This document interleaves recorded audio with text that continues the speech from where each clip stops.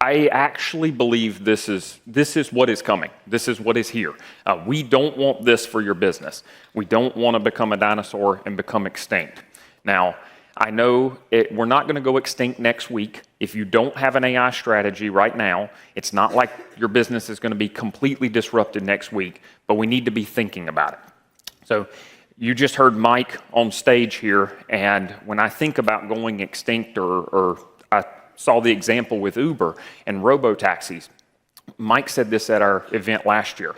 AI is not going to put you out of business, but it is certainly, if a business is using it, they will put you out of business. What he said is they found that it was extremely difficult to change minds, and they found that, but changing minds was harder than adding skills.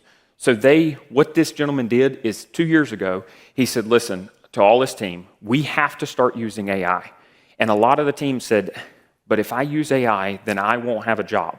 And he said, let AI do the majority of the work, and you're still revising. A lot of his team was very hesitant to change. He laid off about 80% of his staff.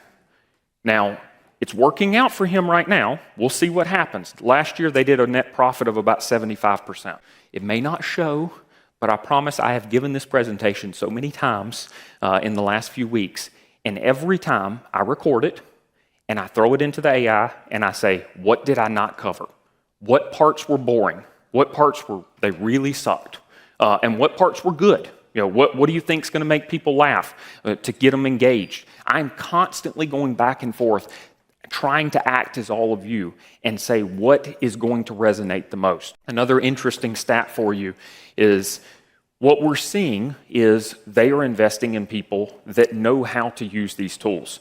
We're seeing salaries right now for a good AI engineer of about $300,000. That's starting. They're going up. We've seen offers as high as what you're seeing there on the screen.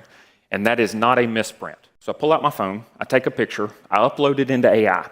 AI looks through, again, thousands of recipes. Now, my AI is a little bit different because I've taught it some of the things that I like and don't like.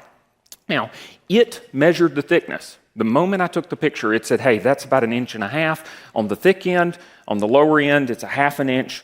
This is how we're going to cook it together. It selected the ingredients. It didn't give me some weird ingredient.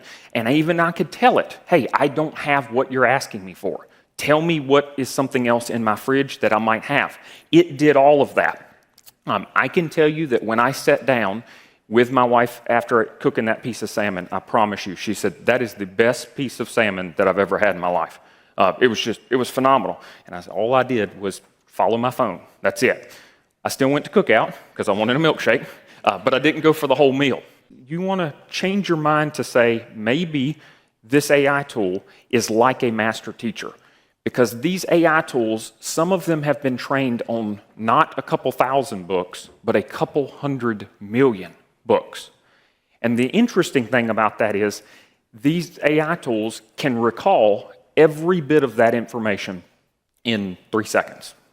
So I want you to think about that, because if we go back, if we stay on this teacher example, imagine if you had a teacher in your business that all your employees could talk to, that had read hundreds of millions of books, that could recall anything in 3 seconds, and, which is very beneficial to me, and they could dumb down the examples. So I ask AI all the time questions, and I'm like, you're giving me a response and it's too high level. I need you to make it simpler. I need you to constantly make it simpler.